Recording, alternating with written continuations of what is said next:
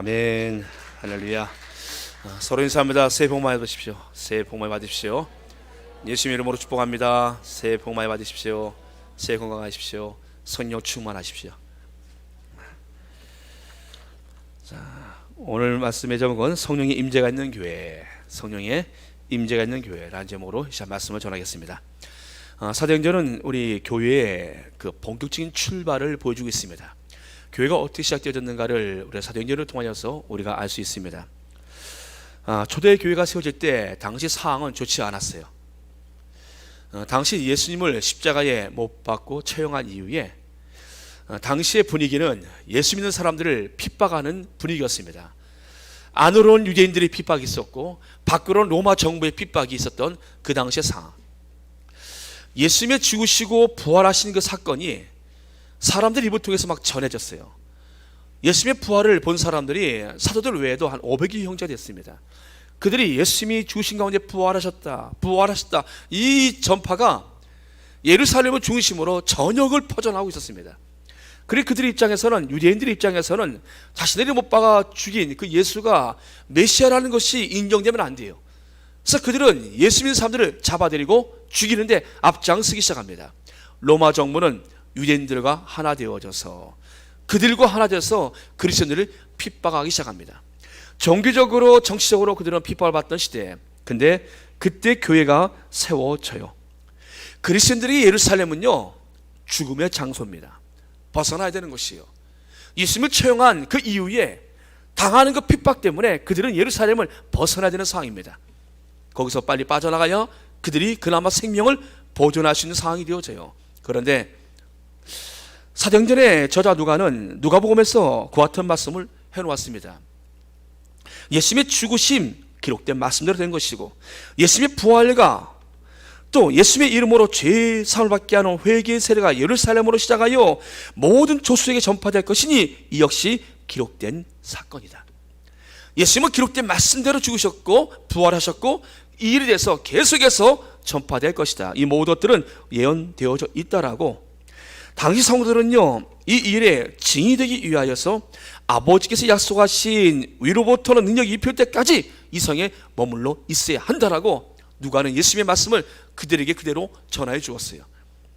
여러분, 그들이 떠나고 싶어도 못 떠나요. 왜요? 주께서 말씀하셨습니다. 너는 이 성에 머물라. 위로부터 능력이 입힐 때까지, 위로부터 능력이 입힐 때까지. 사도행전 1장 4절 말씀 보면요, 사도와 함께 모이사 그들에게 분부하여 이르시되 예루살렘을 떠나지 말고 내게 들은 바 아버지께서 약속하신 것을 기다리라.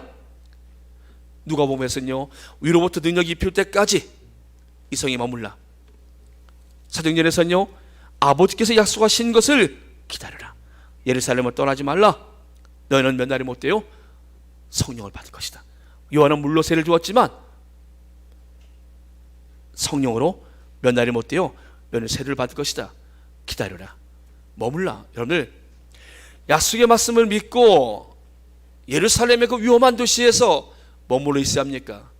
아니면 살기 위해서 그들이 예루살렘에 빠져서 도망쳐 나가야 됩니까? 어느 쪽을 선택해야 됩니까? 주께서 말씀하십니다. 위로부터 능력이 입힐 때까지, 위로부터 능력이 입힐 때까지 이 성에 머물라. 그 능력 바라보고 그 성에 머물러 있어야 합니까? 아니면 내가 살기 위해서 그 성을 빠져 다른 곳으로 가야겠습니까? 1번입니까? 2번입니까? 내가 살고 봐야지. 뭔 믿음이야? 말씀이 뭐 필요했어? 내가 살고 봐야지. 그리고 도망가시겠습니까? 아니면 주의 약속의 말씀을 믿고 위로부터 능력이 입힐 때까지 그 위험한 도시 예루살렘에 머물러 계시겠습니까? 여러분들은 어떻게 하시겠습니까? 초대교회 성도들은 이 당시에 남아있는 사람들이 있었어요. 바로 11 제자들과 예수님의 어머니 마리아와 그의 동생들과 120명의 약 120명의 성도들이 그곳에 머무릅니다. 예루살렘 한복판에 있는 마가다락방에 모여서 그들이 할 수 있는 일은 한 가지밖에 없었어요. 그들이 무엇을 하였습니까? 그들이 기도하기 시작합니다. 마음을 열가차여 오로지 기도에 힘쓰니라. 그들이 할 수 있는 것이 없어요. 핍박, 환난, 위협, 죽음, 그들이 할 수 있는 것은 한 가지입니다. 오로지 기도에 힘쓰는 것뿐입니다. 여러분들, 기도할 수밖에 없는 상황이 되어진 것에 대해서 여러분들 감사하십시오. 내 상황이 기도할 수밖에 없는 상황이 되어지면 감사하십시오. 내가 아무리 뛰어도, 내가 머리를 짜내도, 내가 염려하고, 내가 여러 가지 방법을 써봐도 안 되고, 다만 기도할 뿐입니다. 그때가 여러분 축복의 시간입니다. 지금 이들이 하시는 것은 아무것도 없어요. 이 상황에서 무엇을 합니까? 이들은 오로지 기도에 힘쓰기 시작합니다. 마음을 같이하여, 마음을 같이해요. 부부가 마음을 같이해 기도하면 역사가 일어나요. 성도들이 마음을 같이해서 기도하기 시작하면 역사가 나타납니다. 회사의 사장과 리더와 그 직원들이 마음을 같이하여 기도하기 시작하면 회사가 일어나기 시작합니다. 마음을 같이해서 이들이 기도하기 시작합니다. 여러분들, 이들이 기도하는 그런 모습을 성경은 자세히 기록해 주고 있습니다. 이들이 어떻게 기도하였나? 오순절날에 이미 이름에 그들이 다 같이 한 곳에 모였더니, 그들이 다 한 곳에 모였습니다. 한 곳에 모여서 그들이 기도하기 시작합니다. 여러분들, 코로나가 우리가 가져간 가장 큰 피해는요, 모이지 못하겠다라는 겁니다. 모이지 못했다라는 거예요. 학교는 가고 다 이렇게 가도 교회 오는 곳은 정부에서 막 막았어요. 못 오게 막지 않았습니까? 거기에 또 성도들이 막 흔들려서 또 모이지 못하지 않았습니까? 그 큰 예배당이, 어느 예배당 10,000명 모이는 예배당에 20명 모여서 예배 드렸다 하더라고요. 사실 상식 이해 아닙니까? 근데 다 따랐어요. 여러분들, 얼마나 소수술범해서 따랐습니까? 여러분들, 코로나 가져온 그 우리의 가장 피해가 모이지 못하게 만들었다는 겁니다. 마지막 때가 되지 모이기를 피하는 어떤 이들의 습관과 같이 하지 말고 너희들은 모이게 힘쓰라 말씀하셨어요.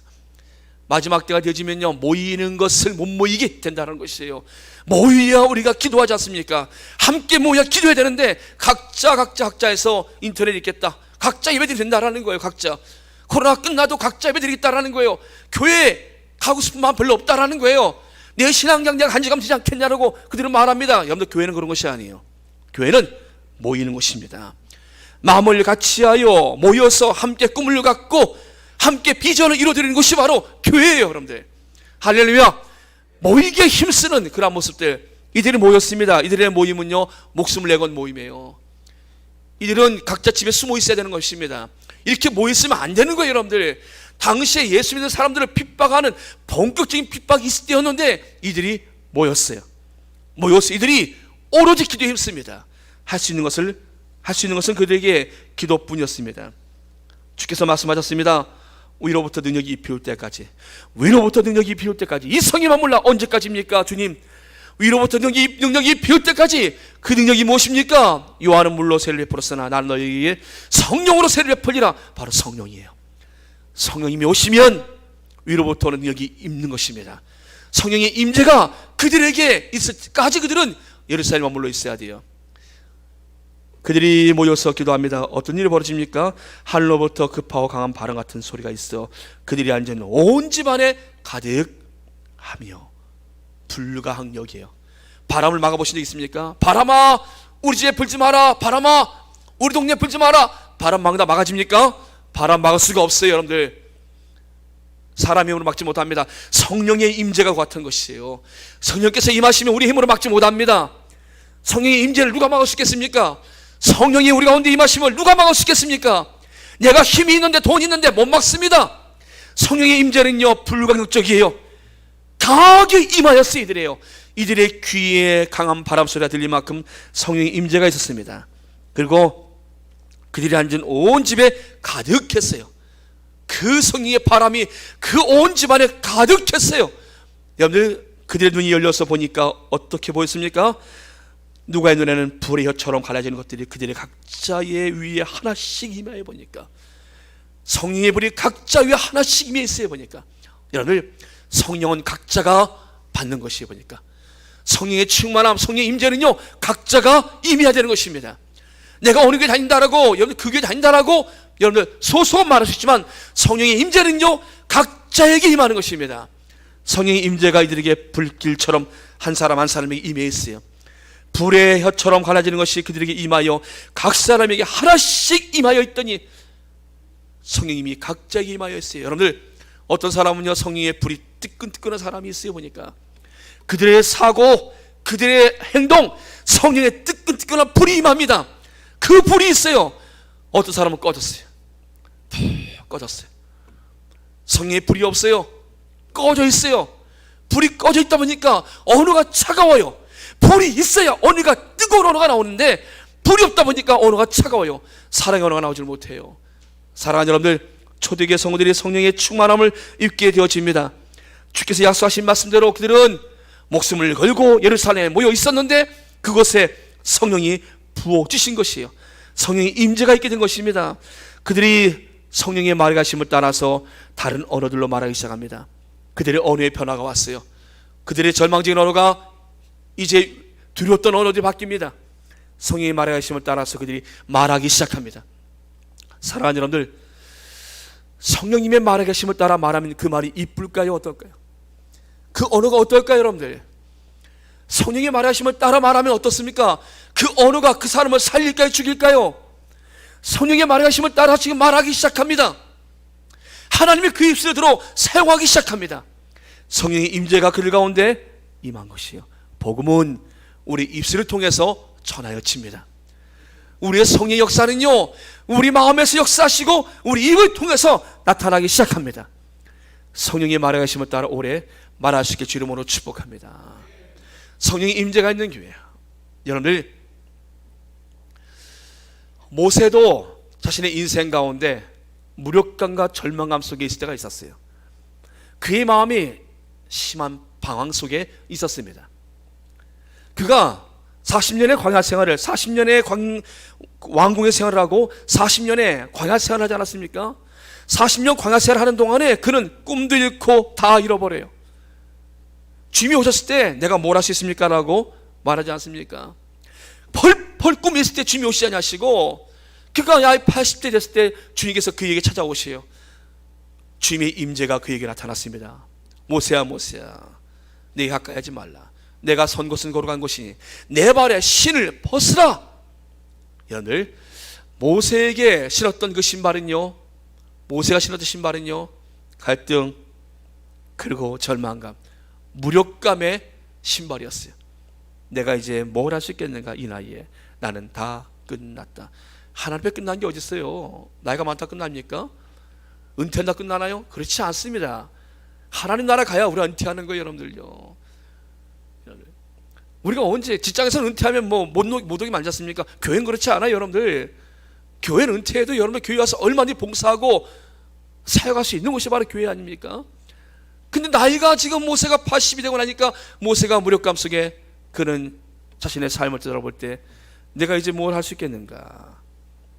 그는 자신의 삶의 험함 속에 갇힙니다. 자신이 할 수 있는 것은 없어 보여요. 이런 모세에게 자신의 인생은 참으로 40년 동안의 방황의 시간이었어요. 미디안 광야를 걸을 때마다 그의 인생은요, 내가 지금 뭘 하고 있는 것인가? 난 누군가? 내가 앞으로 어떻게 내 삶을 맞춰지겠는가? 이렇게 내 인생은 끝나는가? 주께서 그에게 오셨어요. 내 발의 신을 벗어라. 방황하고 무기력했던 너의 신발을 벗어라. 주께서 그리고 그에게 새로운 사명의 신발을 주십니다. 모세야, 내가 애굽에 있는 백성들의 부르심을 내가 들었고, 내가 이제 너를 그들에게 보내요. 저들에게 보내요. 애굽의 바로 왕에서 너를 통하여 그들을 빼낼 것이고, 그들과 함께 너는 가나안 땅에 들어갈 것이다. 그들을 데리고 가나안 땅으로 데리고 들어가라. 주님께서 모세에게 새로운 사명을 주십니다. 사랑하는 여러분들, 하나님의 임재가요, 모세의 모든 갈등, 방황, 잃어버린 그의 열정으로부터 다시 회복시켜 주셨어요. 그의 무기력감을 다 떨쳐버리고 이제 그는 다시 한번 힘을 얻게 되어집니다. 과거에 지켜했던 그 지팡이는 지팡이일 뿐이었어요. 하나님의 임재가 있고 난 이후에 그의 지팡이는 능력자 지팡이로 바뀝니다. 지팡이가 하나님의 손에 붙잡혔어요. 하나님의 손에 모세가 붙잡혔어요. 여러분들, 하나님의 임재가 있을 때 그 인생이 바뀝니다. 아브라함 같은 경우도 하나님의 말씀을 받긴 받았지만 시간이 지나면서 그의 믿음이 식어버립니다. 그의 믿음이 식어요. 창세기 12장에 모세에게, 아브라함에게 하나님 말씀하실 때 아브라함은요, 본토 친척 아비집을 떠나서 순종하고 정말 떠납니다. 믿음의 사람의 모습을 보여줘요. 근데 그가 신앙이 점점 내려앉아요. 가라앉습니다. 15장에 주께서 그에게 오셔서 말씀하십니다. 하나님께서 아브라함아, 나는 너의 지킨 방패요 너의 상급이라. 아브라함아, 내가 너에게 자손을 주되 하늘의 별을 보라. 하늘의 별을 셀 수 있나 보라. 너의 자손이 이와 같으리라. 아브라함에게 다시 용기를 불어넣어 주세요. 아브라함이 그 사실을 믿습니다.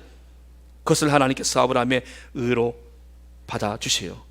아브라함은 미래에 대한 두려움이 있었어요.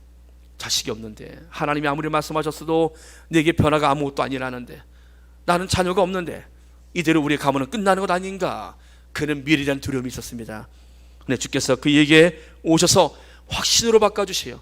하나님의 임재가 아브라함을 그 믿음의 두려움, 믿음 없는 두려움에서 확신의 자리로 옮겨 놓아 준 것입니다. 사랑하는 여러분들, 하나님의 임재가 우리에게는 필요합니다. 그래서 오늘 우리 교회 주보를 보십시오. 그 앞에 성령의 임재가 있는 교회라는 말씀으로, 제목으로, 주제로 표를 삼았어요. 성령의 임재가 있는 교회, 첫 번째가 말씀을 가까이 하라. 여러분들, 하나님의 임재는요, 말씀을 가까이 할 때 임합니다. 말씀을 아침에도 읽고 저녁에도 읽으십시오. 말씀을 그냥 읽으십시오. 한 장 읽고 저녁에 한 장 읽고, 올라오신 모든 분들은 아침에 말씀을 한 장 읽고 저녁에 한 장 읽고 말씀을 읽으십시오. 말씀 이해가 안 됩니까? 말씀을 읽으십시오. 이해가 되어져요. 기도하고 하나님 이 말씀을 깨닫게 해주십시오. 말씀을 읽고 펼치고 있는 그 순간에 하나님께 내 영혼은 가까이 나가는 시간이에요. 말씀 주신 하나님 앞에 오래 나가는 시간입니다. 말씀을 멀리 하는 순간에 하나님도 멀어지는 거예요. 여러분들, 하나님을 가까이 원하십니까? 말씀을 가까이 하십시오. 두 번째, 하나님의 임재를 우리가 경험하려면 기도에 전력하셔야 합니다. 초대교회 성도들이 오로지 그들이 마음을 아파요 기도에 힘쓴 것처럼 우리가 기도에 힘을 쓰는 거예요. 겨울 되니까 시간이 비교적 한가하신 분들이 많아요. 어떤 분은 겨울 되면 심심하다는 표현도 하시더라고요. 이럴 때 우리가 기도하는 거예요. 그래서 누가 말하면 나 기도하냐고 바빠, 나 기도하기 바빠, 이렇게 나와야 돼요. 여러분, 기도하기 바쁘시길 축복합니다. 기도에 그들이 힘썼어요. 성령의 임재가, 성령의 충만함은 기도하는 자리에 임했다라는 겁니다. 사랑하는 여러분들, 우리가 성령의 임재가 있는 교회가 되어지려면 우리 교회가 기도하는 교회가 되어져야 합니다. 여러분들 기도하셔야 돼요. 수시로 나와서, 집에서, 교회에서 기도하셔야 합니다. 지나가는 길에 그냥 지나지 마시고 들려서 기도하시고 하시는 거예요. 일주일에 한 번 나서, 여러분들 내 영혼의 관리가 일주일에 한 번 교회 나와서 관리가 되겠습니까? 그렇지 않아요. 여러분, 일주일에 한 번 밥 먹고서 계신 분 계십니까 혹시요? 나 일주일에 한 끼 안 먹어도 잘 살아요, 이런 분 계십니까? 목사님, 저는 지금도 하나님이 계신지 안 계신지 모르겠어요. 제 믿음이 어디 갔는지 모르겠어요. 딱 짚겠습니다. 그분들은 매일같이 영적 식사를 하고 계십니까? 아니요, 일주일에 한 번밖에 안 해요. 그러면 아픈 거예요. 그럼 허약해지는 거예요. 여러분들, 진리는 정확합니다. 여러분들, 우리 몸이 일주일에 한 번만 밥 먹어보십시오. 몸이 여러분들 펄펄 나겠습니까? 힘이 나겠어요? 어려워요, 여러분들. 그러게 매일같이 우리가 아침 저녁으로, 점심은요, 점심도 보면 더 좋지요. 주야로 주의 말씀 묵상하는 겁니다. 세 번째, 은사로 봉사하라. 하나님의 임재가 있는 교회는요, 은사로 봉사합니다. 어떤 분은 식당 일 하는데 너무나 즐거워요. 어떤 분은 식당에 들어가는 자체가 굉장히 두려워요. 은사가 다른 거예요. 어떤 분은 사람을 만나서 예수님을 말하는데 너무나 즐거워요. 어떤 분은 예수님에 대해서 예자도 말을 못하겠어요. 한마디 말을 못해요. 은사가 다른 거예요, 여러분들. 은사가. 어떤 분은 앉으면 1시간도 기도합니다. 어떤 분은 1분도. 왜 이렇게 긴지요? 기도 한번 시키면 기도를 못해요. 덜려 떱니다. 은사가 다른 거예요, 여러분들. 은사가 달라요. 그래서 전 여러분들에게 다 잘할 수는 없어요. 그러나 각자에게 주신 하나님의 은사가 있습니다. 각자에게 주신 하나님의 은사가 있어요. 이 은사는 개발되어집니다.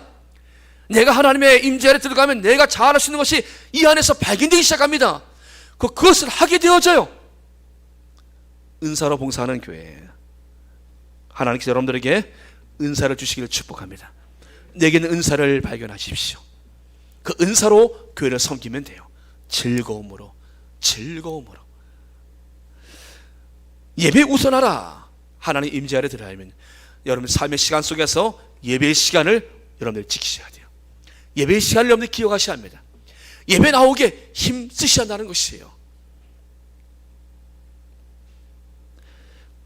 주님은 예배드리는 자의 모습을 귀하게 보시고 예배드리는 그 사람을 만나기를 원하세요. 가정에서 예배를 드리십니까? 하나님은 그 자리에 그와 그 가정에 함께 하십니다. 우리 가정에 하나님의 복을 받으려면 가정에 예배가 있으면 돼요. 주님이 곳에 머무시기 원하십니다. 예배드리는 그 자리에 역사가 나타나기 때문입니다. 물질을 지배하라. 물질에 지배당하지 마십시오. 여러분들 물질을 지배하십시오. 물건을 갖고 물질을 지배하는 거예요. 물질을 숭배하는 것이 아니라 물질이 나를 섬기도록, 물질이 나를 섬기도록 내가 물질을 다스리는 겁니다. 멋지게 내가 쓰다가는 것이에요. 하나님 앞에서. 할렐루야. 전 그렇게 기도합니다. 하나님 제 손에 물건을 주십시오. 제 손에 물건을 주십시오. 하나님. 자, 목사지만 하나님 제 손에 하나님 물건을 주십시오. 영권도 주시고 물건도 주십시오. 가난한 성도들, 가난한 교회 도울 수 있도록 하나님 제 손에 물건을 주십시오. 저 그런 기도합니다. 여러분들 그렇게 기도하시기 바랍니다. 왜 물질에 지배를 당합니까? 왜 물질의 판 앞에 부끄럽게 우리가 흔들립니까? 당당하게 다스려야죠. 우리가. 사랑하는 여러분들, 성령의 임재가 있는 교회, 저는 이런 교회를 꿈꾸고 여러분들과 함께 올 한 해를 시작을 합니다. 초대교회가 어떻게 시작되었습니까? 그들이 재정이 있어 시작되어졌습니까? 그들이 좋은 예배당이 있어 시작되어졌습니까? 아니에요. 성령의 임재를 통해서 교회가 시작되어져요. 성령의 임재가 있게 되어지니까 이 성도들이요 두려움에서 벗어납니다. 무기력함, 우리는 아무것도 할 수 없어, 밖에 나가면 두려움, 밖에 나가면 죽어, 그랬던 그 성도들이 성령의 임재를 통해서 나아가서 복음을 전하기 시작합니다. 베드로가 당당하게 복음을 전하기 시작해요. 사람들이 예수를 믿기 시작합니다. 여러분, 내가 두려움을 이겼더니 나를 두렵게 했던 것들이 우리 나를 두려워하기 시작합니다. 할렐루야. 사랑하는 여러분들, 성령의 임재는 여러분들의 인생을 바꿉니다. 개인의 인생 가운데 고난 속에 있습니까? 고난이 끝이 안 보이십니까? 하나님의 임재 아래 들어가면 그의 인생의 고난은 끝을 맺습니다. 무기력함이 끝나고 미래에 대한 두려움이 사라집니다. 하나님 임재 안에 들어갔더니 내 미래가 확실하게 그분의 손 안에 있어요. 내가 좀 더 두려워할 것이 없어요. 보니까. 사랑하는 여러분들, 깊은 고난의 터널을 지냈던 욥 같은 경우도 고난 속에서 그가 얼마나 흔들립니까? 그가 막 중간에 막 흔들려요. 내가 태어나지 않았더라면, 내가 태어난 날에 내가 죽어서 나왔으면, 내가 태어난 날에 어머니가 나를 아예 내놓지 않았으면, 해가 뜨지 않았으면, 그가 자신의 태어난 날을 막 저주하지 않습니까? 그 고난이 얼마나 힘들었던지 그가 하나님을 향해서 그가 막 원망을 해요. 뒤에 보면은 중간에 막 갈등합니다. 근데 주님의 임재 아래 들어가요. 그래 여기 말합니다. 주님, 내가 주님을 전에는 귀로만 들었는데 이제는 주님을 눈으로 뵙습니다. 내 이 고난이 다 하나님의 뜻 안에 있었군요. 내 이 모든 시간들이 하나님의 손 안에 있었군요. 그가 믿음의 확신 가운데 쓰게 되어져요. 사랑하는 여러분들, 전 여러분들 인생의 답을 딱딱 다 내놓지 못해요. 여러분의 삶의 그 모든 문제의 답을 다 드리지 못합니다. 그러나 마스터키를 하나 드리겠습니다. 이 키를 가지시면 여러분 다 풀려요. 하나님의 임재 아래 들어오십시오. 서로 인사하십시오. 하나님의 임재 아래 들어갑시다. 하나님의 임재 아래 들어갔더니 그 모든 것들이 보이기 시작합니다. 내 인생의 길이 보이고 답이 보이기 시작합니다. 그 안에 하나님 나를 위해 준비하신 놀라운 하나님의 은총들을 내가 보기 시작합니다. 현재의 고난은 장차받을 영광과 비교가 할 수 없을, 비교가 되지 않는 내가 그런 축복의 삶이라는 것을 알게 되어져요. 하나님의 임재 아래 들어갔더니 내 힘으로 아무것도 할 수 없었는데 하나님의 크신 역사들이 진행되기 시작합니다. 사랑하는 여러분들, 초대교회의 출발, 그 시작을 우리가 오늘 함께 보았습니다. 성령의 임재 아래 우리 모두가 들어가는 한 해가 되길 주 이름으로 축복합니다. 우리 마음과 기도하겠습니다. 마음과 기도합니다. 주신 말씀 붙잡고 기도합니다. 하나님, 제 삶의 무기력함, 제 미래에 대한 두려움, 하나님 절망감, 하나님 이 모든 것들 이제 하나님의 임재 아래서 다 풀어지게 하여 주시옵소서. 하나님, 지금까지 우리의 삶이 하나님 세상에서 내가 끌리고 지배당하는 삶이었다면 이제 내가 다스리고 정복하는 삶을 살도록 주여 우리에게 하나님 위로부터는 능력을 입혀 주시옵소서. 기도합니다. 저희여 전능하신 아버지 하나님 감사합니다. 주께서 우리에게 말씀으로 찾아오셨습니다. 하나님의 임재 아래 들어가도록 인도하여 주시옵소서. 성령의 능력 아래 들어가도록 인도하여 주시옵소서. 위로부터는 능력을 입혀 주시옵소서. 우리가 하나님 그 능력을 가지고 살아도록 주님의 역사해 주시길 원합니다. 전능하신 아버지 하나님, 우리 안에는 모든 두려움을 물리쳐 주시옵소서. 방황과 갈등이 끝나게 해 주시옵소서. 우리 안에 불붙는 사명을 허락하여 주시옵소서. 하나님 아버지, 우리의 두려움을 없으며 확신 속에 살아가도록 인도해 주시옵소서. 하나님 이 시간 우리 가운데 하나님 오시옵소서. 성령의 임재 아래 성령의 충만함으로 우리 모두를 사로잡아 주시옵소서. 불신과 어둠의 모든 세력을 주의 능력의 이름으로 다 물리쳐 주시옵시고, 우리 사랑하는 성들이 하나님의 임재 아래 주의 성령의 충만함 속에서 하나님 아버지 있는 활동으로 인도하여 주시옵소서. 위로부터는 능력 우리 모두를 덮어 주시옵소서. 하나님 감사합니다. 영광을 받아 주시옵소서. 예수님의 이름으로 감사하며 기도드립니다. 아멘. 아멘. 우리 오서 진리의 성령님 찬양합니다.